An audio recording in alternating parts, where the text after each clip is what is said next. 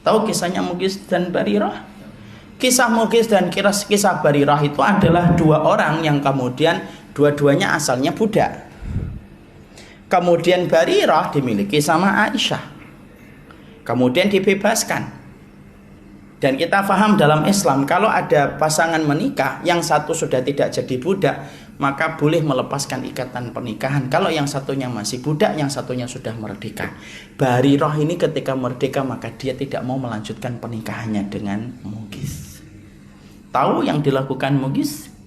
Mughis itu selalu ketika kemudian pisah dengan Barirah, cintanya kepada Barirah itu gede banget.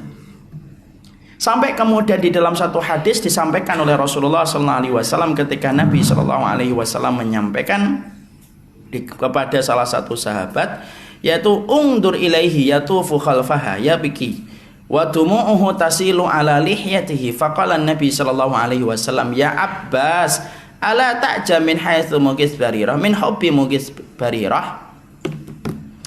Mughis itu saking cintanya kepada Barirah, setelah dipisah, setelah kemudian Barirah tidak mau untuk berkumpul lagi dengan Mughis, kebiasaannya Mughis itu apa? Mughis itu buntutin Barirah kemana saja. Kalau bahasa Jawanya ngintil, turutin India, pokoknya kemana aja kemudian diikutin. Terbawa saya. Kemudian diikutin khalfaha yabki, bukan hanya ngikutin, nangis. Ya Allah, Barirah. Wa dumuhu tasilu ila lihyatihi. Sampai kemudian diterangkan dalam hadis kemudian hadis Ibnu Abbas ini apa?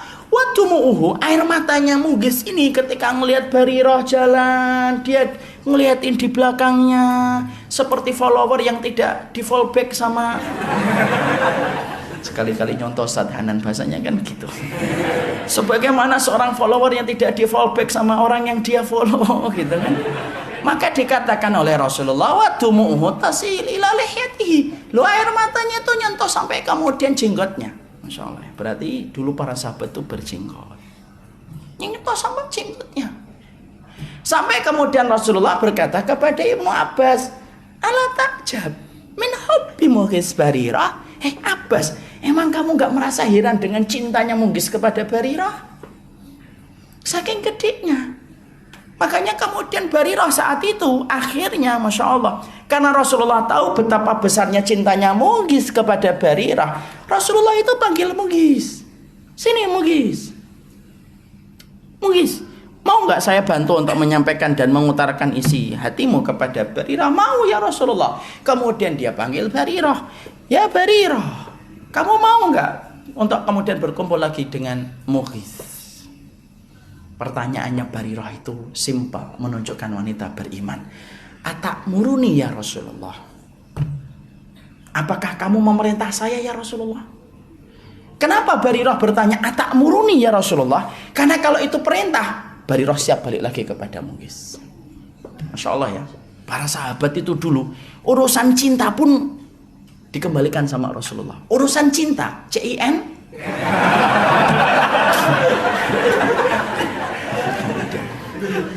Urusan cinta. Urusan cinta sampai bertanya, ya Rasulullah, atakmuruni, apakah engkau perintahkan saya ya Rasulullah? Kalau kamu perintahkan, saya siap ngikutin. Karena para sahabat itu kalau sudah mendengar sabda dan perintahnya Rasulullah, patuh tanpa syarat, taat tanpa tapi. Nabi kemudian berkata, karena pada posisi itu memang tidak perintah, karena masalah cinta itu kemudian tidak dikendalikan dengan perintah Nabi. Nabi memang mengatakan, lima ana ashfa. Enggak, saya itu cuma hanya memberi pertolongan kepada Mughis. Artinya kamu bukan perintah ya Rasulullah? Enggak. Kalau begitulah hajat. Saya tidak ada hajat balik kepada Mughis ya Rasulullah. Jadilah cinta Mughis dan Barirah bertepuk sebelah tangan. Jadi kalau antum ada yang bertepuk sebelah tangan, sudah khidbah ditolak, antumlah Mughis-Mughis zaman hari ini. Inilah Mughis milenial. Jadi Disitulah kemudian kita menjumpai, dalam hal inilah yang kemudian kita harus pahami. Berarti kemudian cinta itu miliknya Allah. Kalau kemudian antum ditakdirkan orang yang antum puja ternyata tidak membalas cintanya antum, maka kemudian di situ ada satu perkara yang kita pahami, yang membolak-balikkan memang hatinya itu Allah. Dan antum tidak perlu dendam dan berkata, lihat nanti kamu akan menyesal pernah menolak saya. Nggak usah gitu. Itu sinetron. Dan itu biasanya kisah-kisah IGTV yang kemudian akhirnya dulu pernah ditolak, akhirnya sukses, kemudian orang yang nolak nangis-nangis. Alah, hidup itu tidak seindah IGTV. Dan banyak masalah yang lebih besar daripada masalah yang semacam itu. Kalau kemudian kita sudah tahu bahwasanya yang membolak-balikkan hatinya adalah Allah, mungkin orang yang pernah menolak kita itu berusaha untuk menerima kita, tapi apalah dia yang memang hatinya tidak mampu menerima kita. Karena mungkin ngelihat antum, dia pening, pusing, pengen muntah, mau diapain? Mau diapain? Ya, dan kita kemudian langsung berkata, kurang apa saya? Kurang banyak. Jadi jangan begitulah, santai aja. Berarti kemudian disitulah kita akhirnya menjumpai bahwasanya kehidupan asmara. Asmara itu Allah tumbuhkan pada hati kita itu menjadi sebuah kebaikan. Kapan asmara itu merupakan bagian dari bisikan setan? Kalau jatuh cintanya antum pada perkara yang haram.